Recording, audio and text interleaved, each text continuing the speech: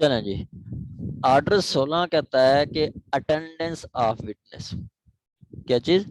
Attendance of witness. जब issues frame हो जाते हैं, ठीक है, इश्यूज फ्रेम हो जाते हैं तो उसके बाद कोर्ट क्या करती है? कोर्ट कहती है कि जी no come for the evidence of plaintiff. ठीक है, तो पहले तो कहते हैं the parties are directed to file the certificate to submit list of witnesses and certificate of readiness within 7 days। साधन में हमने लिस्ट ऑफ विटनेसेस देनी होती है, उसके बाद वो कोर्ट क्या करती है? वो कह देती है come up for evidence of plaintiff. ठीक है, तो उसके बाद क्या है कि जी ये आपका एक ट्रायल हो गया। अब विटनेसेस आए, मतलब एविडेंस कौन देने, कौन आएगा? विटनेस। अगर प्लेंटिफ भी है तो वो जब एविडेंस देने आएगा तो वो एज ए विटनेस काउंट किया जाएगा, उसके साथ एज ए विटनेस वाला रूल विटनेस उसको ट्रीट किया जाएगा। ठीक हो गया। ऑर्डर 16 कहता है कि जी हमने विटनेस को कोर्ट कैसे लेके आना है, विटनेस को कोर्ट में कैसे लेके आना है। पीछे इसका अगर हम कोरिलेट करें तो ऑर्डर 32 सेक्शन 32 है कि जी एक पर्सन को कहा गया कि जी आए, वो आके एविडेंस दे, मतलब किसी एक्ट के लिए कहा गया है, अगर वो नहीं आता तो कोर्ट उसके समन मतलब उसको उसके वारंट इशू कर सकती है और उसको जेल में भी भेज सकती है, उसको फाइन भी लगा सकती है। ठीक है, ये आपका ऑर्डर सेक्शन 32 बताता है। ठीक है, ये सेक्शन 32 बताता है। ठीक है, तो उसको आगे उसकी फर्दरेंस में हम आगे आएंगे। ये आपका ऑर्डर 16, एक सेकंड आप देखें 32, ये 32 है।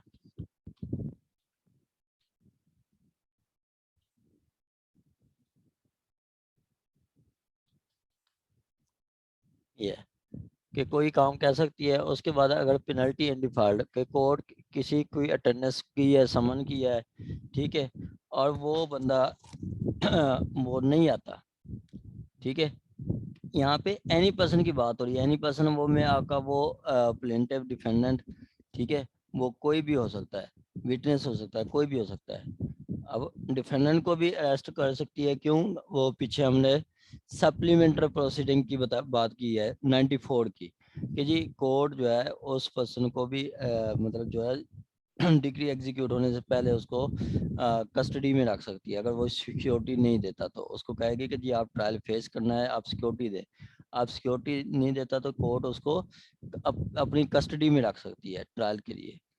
ठीक है, तो ये है इसके सिंपली 1868 क्या कहता है, ऑर्डर 16, कि जी हमने विटनेस को कोर्ट में बुलाना है, विटनेस आए और आके अपना स्टेटमेंट रिकॉर्ड करवाएं। कहता है जी आपका सामने आप विटनेस के आप समन टू अटेंड और गिव एविडेंस और प्रोड्यूस एविडेंस, प्रोड्यूस डॉक्यूमेंट। ये दो डिफरेंट बातें कर रहा है। ठीक है, ये दो डिफरेंट बातें कर रहा है। एक कि आपका समन किया जाएगा कि जी आए और आके एविडेंस दें। ठीक हो गया। दूसरा उसको कहा गया कि जी आप आए, आके डॉक्यूमेंट प्रोड्यूस करें। ठीक है, हमारा मेरा ख्याल है कोई सेक्शन 134 है या इस तरह का एक सेक्शन है, 134 है मेरे ख्याल क्यूएसओ का, कि जी उसमें कहता है कि जी आपका अगर विटनेस को बुलाया गया है डॉक्यूमेंट के लिए, कि जी वो डॉक्यूमेंट लेके आए, तो आप उस पर क्रॉस नहीं कर सकते, आप उस पर क्वेश्चन नहीं कर सकते, उससे एविडेंस नहीं ले सकते। वो आएगा डॉक्यूमेंट पेश करा के चला जाएगा। हाँ, अगर उस पर कोई क्वेश्चन करने हैं तो उसको आप एज ए विटनेस बुलाएंगे, उसको आप एज ए विटनेस बुलाएंगे। ठीक है, तो समन क्या है? विटनेस एविडेंस को बुलाने के लिए भी हो सकते हैं या डॉक्यूमेंट के लिए भी हो सकते हैं। कहता है नॉट लेटर देन 7 days। ठीक है, ये रूल 16 का रूल 1 और उसका सब रूल 2, सब रूल 1, रूल 1 सब रूल 1, कि नॉट लेटर देन 7 days, 7 दिन के बाद नहीं, मतलब within 7 days, not later than 7 days, मतलब within 7 days, within 7 days after settlement of issues, मतलब इश्यूज फ्रेम होने के 7 दिन बाद, इशू फ्रेम होने के 7 दिन बाद the party shall present in a court a certificate of readiness, ठीक है, certificate of readiness to produce evidence, कि वो एक सर्टिफिकेट देंगे कि क्या वो रेडी हैं एविडेंस देने के, क्या वो रेडी हैं एविडेंस देने के लिए तैयार हैं, एक ये सर्टिफिकेट। दूसरा, and along with the list of witnesses, ठीक है, लिस्ट ऑफ विटनेसेस, के विटनेसेस की लिस्ट भी देंगे, विटनेसेस की लिस्ट भी देंगे कि जी ये हमारे गवाहान हैं, ये हमारे गवाहान है, by whom they propose to call or produce, either to give evidence or give produce document। अब आपने एक लिस्ट विटनेसेस देनी है जिसमें आपने बताना है कि जी ये हमारे गवाह होंगे, ये पर्सन आके कोई एविडेंस देगा, ये पर्सन डॉक्यूमेंट लेके आएगा। जैसे कोई कैंसलेशन ऑफ डॉक्यूमेंट का है, एक कैंसलेशन ऑफ डॉक्यूमेंट, उसमें आप एक इंतकाल को चैलेंज कर रहे हैं, ठीक है, तो आपका इंतकाल चैलेंज कर रहे हैं तो आप पटवारी को भी पार्टी बना सकते हैं, और आप लिखेंगे कि जी पटवारी जो है ना एक डॉक्यूमेंट प्रोड्यूस करेगा, और डॉक्यूमेंट कौन सा, वो आपका जो चैलेंज किया गया है इंतकाल, वही इंतकाल की कॉपी पटवारी देगा, ठीक है, वो इंतकाल की कॉपी पटवारी देगा, ये वो कहा गया। आगे कहता है जी आपका, अच्छा इसकी मैं आपको लिस्ट दिखाऊं तो मेरा ख्याल है इसमें होगी, इसमें होगी,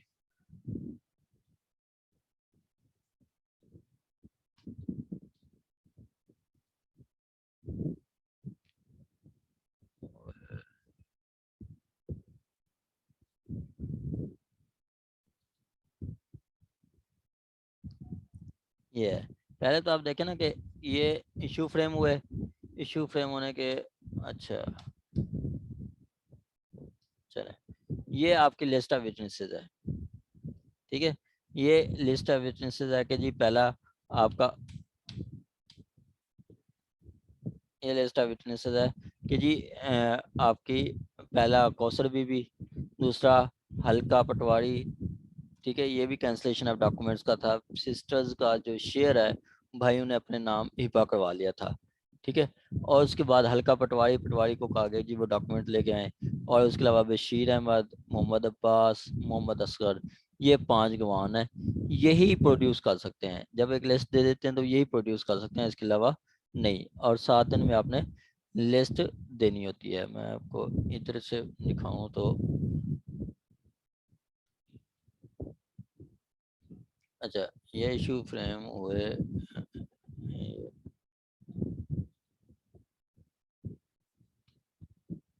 ठीक है, अब देखें कि वो जब इशू फ्रेम हो जाते हैं तो लिखा जाता है कि parties are directed to file a certificate of readiness and produce evidence and list of witnesses under rule 16 एक CPC within 7 days, within 7 days, ठीक है, ये विद इन 7 days वो बता रहा है जी 7 दिन के अंदर पार्टीज ने अपनी लिस्ट ऑफ विटनेसेस देनी है और आपका सर्टिफिकेट ऑफ रेडीनेस देनी है, और उसके बाद क्या कहा जाता है, no come of evidence of plaintiff, इस पे अमेंडेड इश्यूज। अब देखें ये अमेंडेड इश्यूज हैं, ये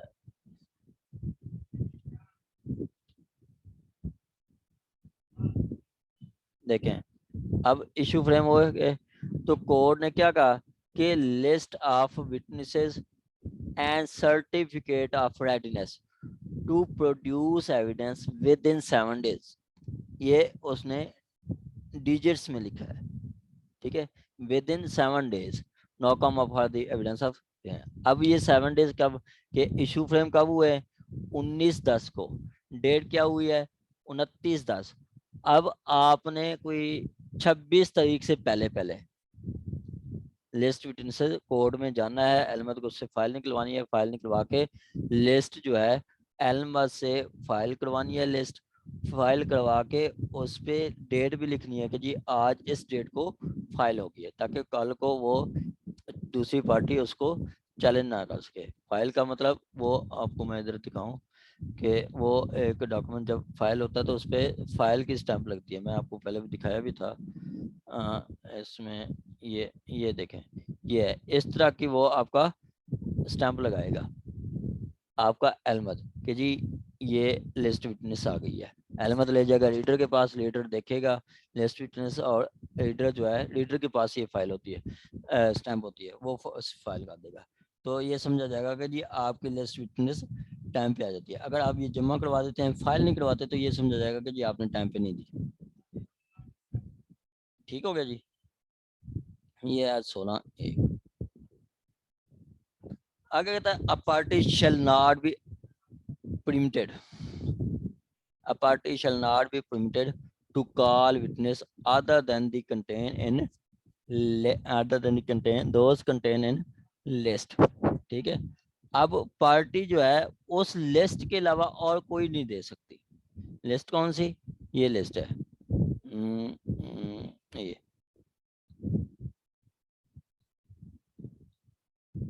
इसमें ये लिस्ट है।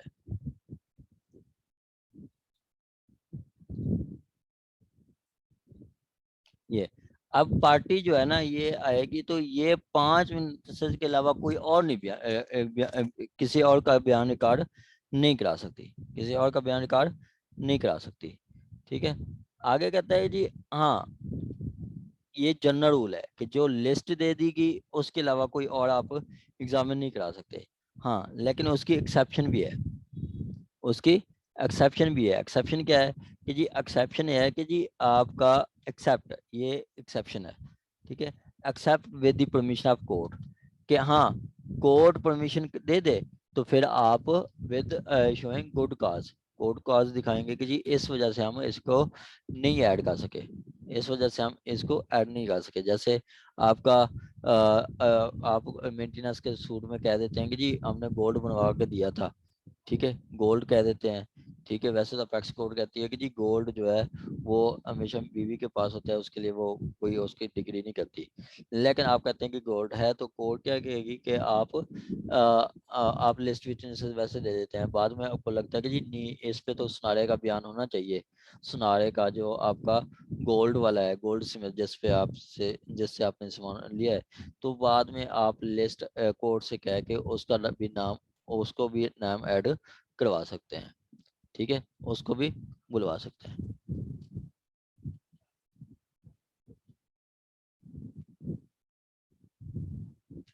आ गया जी आपका।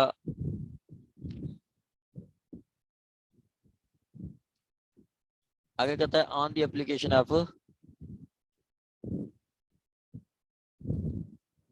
on the application of court or such officer as it contained in this behalf, the party may obtain the summon for the person whose attendance is required in court, whose attendance required in court। के क्या करेगी? on the application of party court or such officer it appoint in this behalf, parties may obtain summon for the person whose attendance। अब वो parties जो हैं अपने अपने witnesses को समन करेंगी, अपने अपने विटनेसेस को समन करेंगी। ठीक हो गया।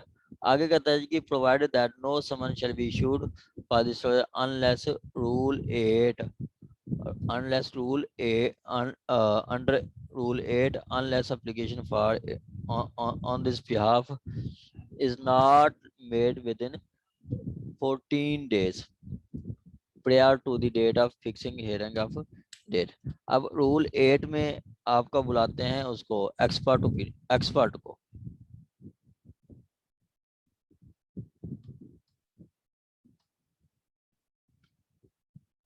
रूल 8 है जी आपका जो सर्विस बाई कोर्ट समन, मतलब कोर्ट के थ्रू आप बुलाएंगे, ठीक है, तो आप जो समन है 14 दिन पहले देंगे। ठीक है, कोर्ट के थ्रू किसी को बुलाएंगे तो आप उसको 14 दिन पहले समन देंगे। आप ये पार्टीज खुद भी बुला सकती हैं, पार्टीज खुद भी बुला सकती हैं, वरना उसके बाद आपका कोर्ट बुलाती है। अगर पार्टी के कहने पे नहीं आता कोर्ट, तो कोर्ट उनको कंपेल कर सकती है, उनकी अटेंडेंस कंपेल कर सकती है। ये आर्डर वो है, आर्डर 16 है, इसके तहत यहाँ पे विटनेस इश्तिहारी हो सकता है, उसकी प्रॉपर्टी अटैच की जाती है। ठीक है, उसकी प्रॉपर्टी अटैच की जाती है, या उसको प्रॉपर्टी को सेल भी किया जाता है, उसको फाइन भी लगाया जा सकता है उसकी अटेंडेंस को प्रोक्योर करने के लिए।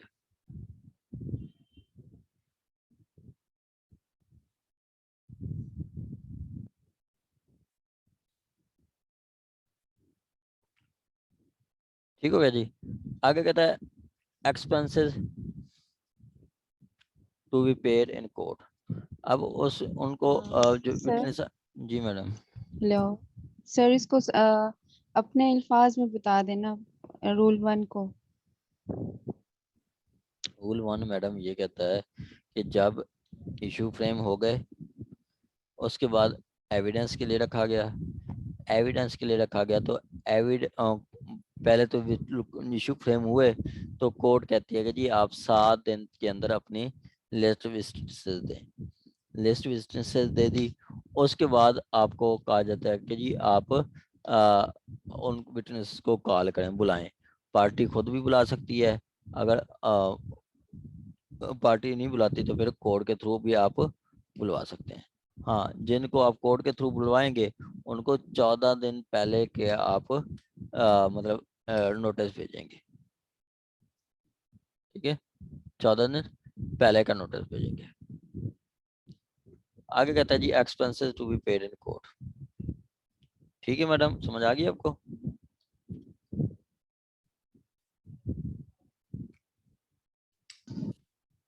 आगे जी आपका कहता है सर पार्ट। इसमें समन की बात कर रहे हैं कि सर सॉरी मैं दरमियान में बोल पड़ी, आप जी बोलने जी लगे थे। जी जी जी जी मैडम बहुत है। सर इसमें कह रहे हैं कि on application to the court or such officer as it appoint in this behalf the parties may obtain summons. इसका क्या मतलब है? कौन सी पार्टीज को समन भेजा जाता है या समन ऑब्टेन करती हैं? क्या कोर्ट समन देते हैं या फिर the next party? Plaintiff madam, plaintiff अपने विटनेसेस को बुलाएगा, डिफेंडर अपने विटनेसेस को बुलाएगा। तो प्लेंटिफ अपनी अपनी पार्टी अप को अप समन या समन समन करेंगे अपने अपने विटनेसेस को। ऐसा होता है मैडम कि जनरल प्रैक्टिस क्या है कि जी मेरे गवाह हैं, मैंने दावा किया है तो मैं अपने गवाह को खुद लेके आ जाता हूँ। ठीक है, पार्टी को कोर्ट को बुलाना नहीं पड़ता है। यहाँ पे वो कोर्ट उन विटनेसेस को बुलाती है जो कि मतलब कोर्ट जिनको खुद बुलाना पड़ती है, जैसे कि हम एप्लीकेशन देते हैं जिनको कोर्ट बुला ले, वो पार्टी टू जी विटनेस, सर। पार्टी नहीं मतलब कोई साइड पे होते हैं। जैसे पटवारी है, पटवारी के लिए हम कोर्ट से इजाजत लेते हैं कि जी पटवारी को बुला लें। उसके लिए हम लिस्ट विटनेस, हमारे प्लेंटिफ का विटनेस लिस्ट में नहीं होता, तो हम उसको पटवारी के थ्रू बुलवा लेते हैं, मतलब कोर्ट के थ्रू उनको बुला लेते हैं। जी सर। हाँ जी। सर इसकी प्रोवाइजो क्या कहती है? प्रोविजो यही कहती है कि जब कोर्ट के थ्रू आप समन करेंगे तो 14 दिन पहले आप समन भेजेंगे। मतलब विटनेस को आप किसी कोर्ट के थ्रू बुलवाएंगे तो 14 दिन पहले आप समन करेंगे। तो सर 1 मिनट, 14 दिन पहले समन देते हैं? हाँ जी। सर जो गवर्नमेंट पार्टीज होती हैं उनका क्या सीन है? उसको तो आपने कहा था 30 दिन पहले समन देते हैं ना? कब मैंने कहा था? नहीं सर, आपने नहीं कहा था, लेकिन इस तरह से कोई बात ही थी। उनको नोटिस दिया जाता है मैडम, 2 महीने का, गवर्नमेंट पार्टी को 2 महीने का पहले जी का जी। नोटिस दिया जाता है। ठीक है, अगर वो 2 महीने का पहले का नोटिस नहीं देते तो उनका जवाब का जो राइट होता है वो आपका स्ट्रक। 3 महीने का हो जाता है। ये आपका सेक्शन 80 बताता है, जी 80 सर। CPC। ठीक हो गया जी।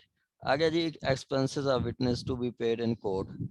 ठीक है। The code applying for the summon, जो कोड समन भेज रही है, shall before someone be granted within the period fixed pay into court such sum or money as appear to court to be sufficient for the defray traveling and other expenses। ठीक है। जो court के through आप समन बुलाएंगे, मतलब एक witness को court के थ्रू आप बुलवा रहे हैं, तो कोर्ट कहेगी कि पहले उसका खर्चा तो दो, जो उसका टीएडीए दियो। ठीक है, कि वो उसको ट्रैवलिंग अलाउंस दें और उसके अलावा डाइट अलाउंस है, मतलब डेली अलाउंस है, वो भी आपने देना है। यहाँ पे वर्ड इस्तेमाल किया उन्होंने डाइट अलाउंस। ठीक है, वैसे डेली अलाउंस होता है कि जी डेली जितनी कमा लेता है उसकी दिहाड़ी के हिसाब से उसको पेमेंट भी करनी है। आगे कहता है जी दो के एक्सपर्ट। तो सर, हेलो सर, फिर जनरल वैसे रूटीन में कितना पे करते हैं वकील? मैडम यहाँ पे मैं आपको बता रहा हूँ कि जी कोर्ट कोई ऑर्डर नहीं करती, हर पार्टी अपने विटनेस ले आती है। अगर कोर्ट विटनेस है तो कोर्ट विटनेस को भी कोर्ट जो है ना ऐसा कोई पेमेंट नहीं करती। ठीक है, कोर्ट अच्छा को नहीं जी कहती। सर, हाँ जी। ठीक है sir, thank you sir.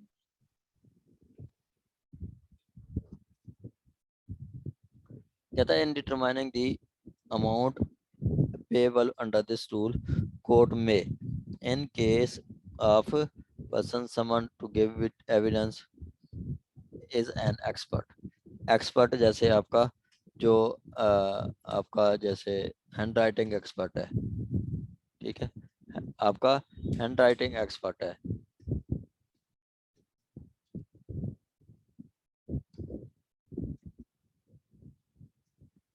Expert, या आपका जो PFSA Punjab forensic science agency, उसका कोई लिबर्टी मतलब लिबर्टी में जो काम करता है, ठीक है, उधर जो काम करता है वो, या कोई और पर्सन जो कि आपका किसी भी काम है में एक्सपर्ट है।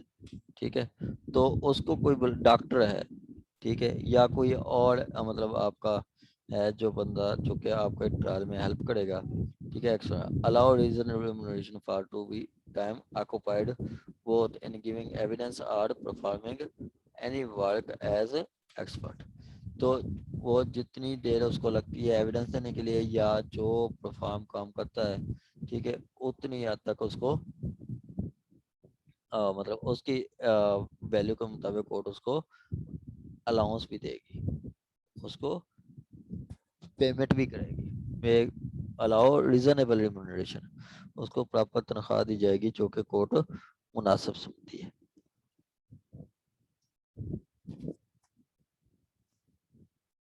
मतलब ऐसा होता है ना कि जी आपका जो कोर्ट में केस लगा होता है एविडेंस के लिए, अब विटनेस आए होते हैं, वकील साहब नहीं होते जी, या स्ट्राइक हो जाती है, या छुट्टी हो जाती है, या आपका मतलब जज साहब छुट्टी पे हैं।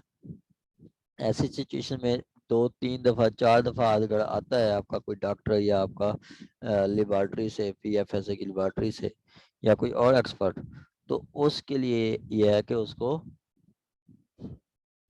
कोर्ट मतलब ओब्लाइज करेगी, उसको उसको TADA देगी कोर्ट। आगे कहता है स्केल ऑफ एक्सपेंसेस, कि किसके पेमेंट कितनी की जाएगी। एक डॉक्टर आता है 2 दिन आता रहता है, उसको कितनी पे की जाएगा। ठीक है, उसको कितनी पे किया जाएगा।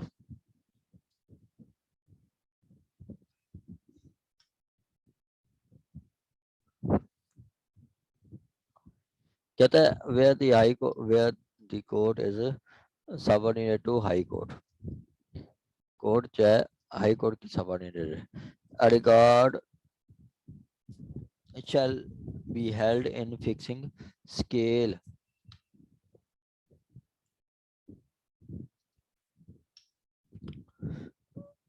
regard shall be had in fixing scale of expenses, के पैमाना क्या होगा आपका जो एक्सपेंसेस मतलब कितनी हुए हैं उसको तयन करने का पैमाना क्या होगा। कहता है for any rule made in this behalf, कहते वो कोर्ट की हाई कोर्ट के रूल्स देखेगी कि विटनेस को कितना खर्चा दिया जाएगा।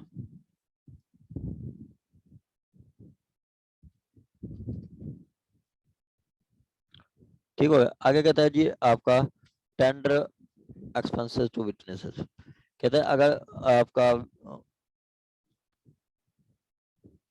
to some paid in court shall be tendered to witness summoning and at the time of serving summon if it can be served personally। ठीक हो गया कि आपका जो कहता है कि जी जो अमाउंट होगी उसको पे करने के लिए वो उसके समन के साथ भेजी जाएगी। ठीक है, shall be summoned at the time of serving summon if he cannot be observed personally। ठीक है, तो उनको जो आपका this sum paid shall be tendered unto person summoned at the time of serving summon it can be served personally। अब देखें कि जी payment जो होगी, सपोज के विटनेस है, विटनेस के लिए कोर्ट 5,000 रख देती है कि जी वो 5,000 एविडेंस देने आएगा तो 5,000 उसको दिया जाएगा। अब जब समन उसको करने गए हैं, मतलब उसको समन भेजे गए हैं, तो उसके साथ वो पेमेंट भी भेज देंगे, वो पेमेंट भी उसको उधर से मिल जाएगी, मतलब पर्सनली मिल जाएगी। जो आपका आम विटनेस होता है उसको पर्सनली दी जाती है, और जो आपका होता है ना सरकारी गवाह, जैसे PFSA का मुलाजिम है, ठीक है, या कोई आपका डॉक्टर है, सरकारी डॉक्टर है, या कोई पुलिस कोई आपका और कोई पर्सन आ जाता है जो कि सरकारी है, तो उनको डायरेक्ट पर्सनली नहीं दी जाती, वो गवर्नमेंट के अकाउंट में चली जाती है। उसके बाद उनको जो गवर्नमेंट मुलाजिम है उसके अकाउंट में उसको भेज दी जाती है।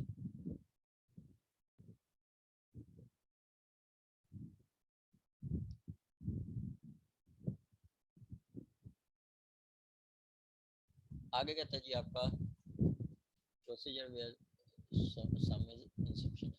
अब रकम सपोज कोर्ट ने रखा है जी सम आप 5,000 जमा करवाएं और उस दर जमा कराया जाता है 3,000।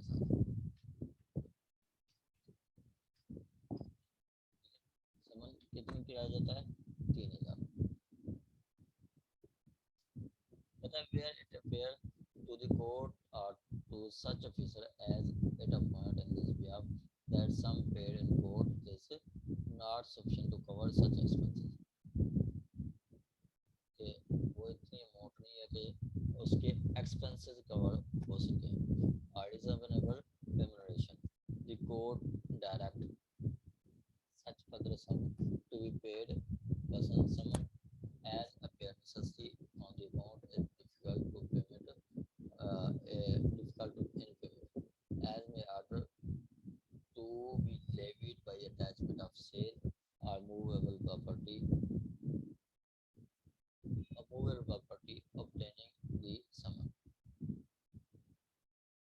ठीक है, कहता है कि जी अगर कोर्ट को लगता है जी और पेमेंट होनी चाहिए तो कोर्ट पेमेंट करवाएगी किससे? जो पार्टी उसको बुला रही है। अगर वो पार्टी वो उनको खर्चा देने से राजी है, नहीं देती है, डॉक्टर आ जाता है या आपका कोई एक्सपर्ट आ जाता है, फिंगर एक्सपर्ट आ जाता है, हैंड राइटिंग एक्सपर्ट आ जाता है, एक्सपर्ट के 50 से और आपकी आवाज बहुत कम आ रही है, बल्कि सुनाई नहीं दे रही, इतना लग रहा है कुछ बोल रहे हैं लेकिन आवाज अब आ रही ठीक है, वो है। अब समटाइम ठीक, माइक नीचे चला जाता है। हाँ जी, शुक्रिया। ठीक हो गया जी।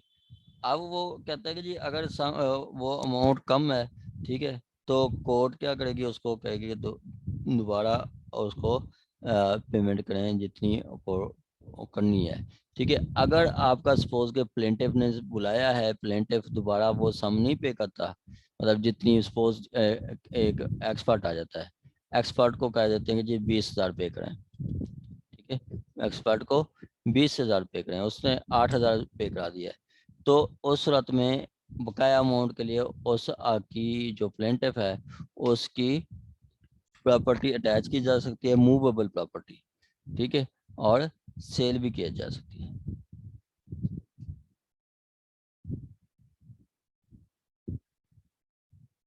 ठीक है, ये आपका क्रक्स है कि जी आपका जो समन है वो मतलब अगर सफिशिएंट अमाउंट इनसफिशिएंट अमाउंट पे की थी तो sufficient amount levied by attachment और सेल ऑफ मूवेबल प्रॉपर्टी, अब उसकी गाड़ी या सेल कर दी जाएगी, उसकी बाइक है या उसका कोई प्लेन है, उसका कोई और कोई मतलब कोई मूवेबल प्रॉपर्टी स्टॉक पड़ा है, ठीक है, शेयर्स हैं, ये सारी मूवेबल प्रॉपर्टी, ऐसी प्रॉपर्टी को वो कोर्ट क्या करेगी, अटैच करेगी या सेल कर देगी।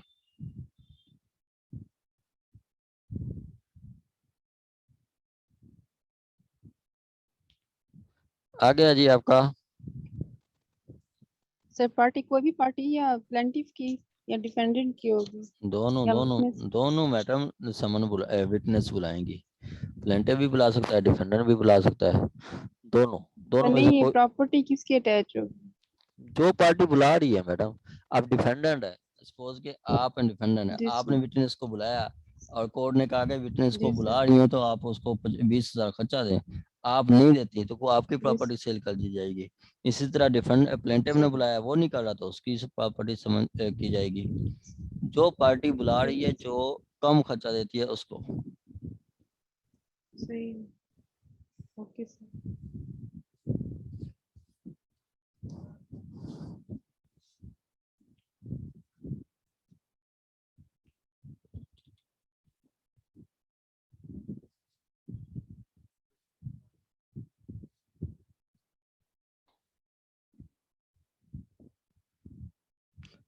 आ गया जी आपका।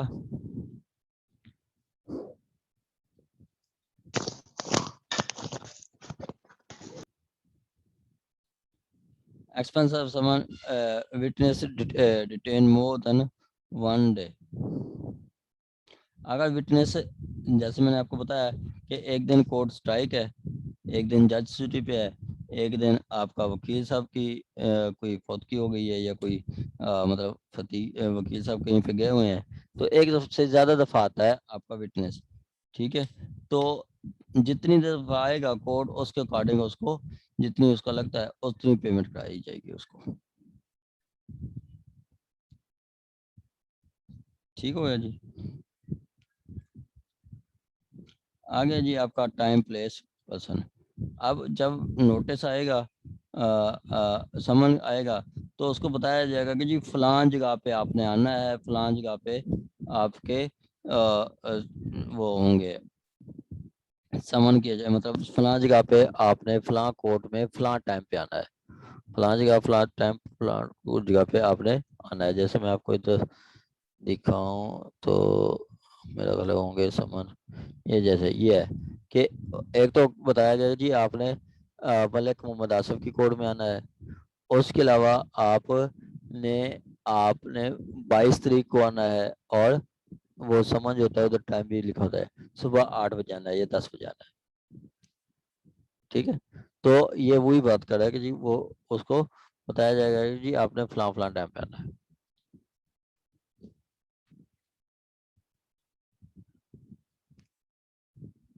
समन to produce document, summon to prove document कि जी आपका कहता है एनी पर्सन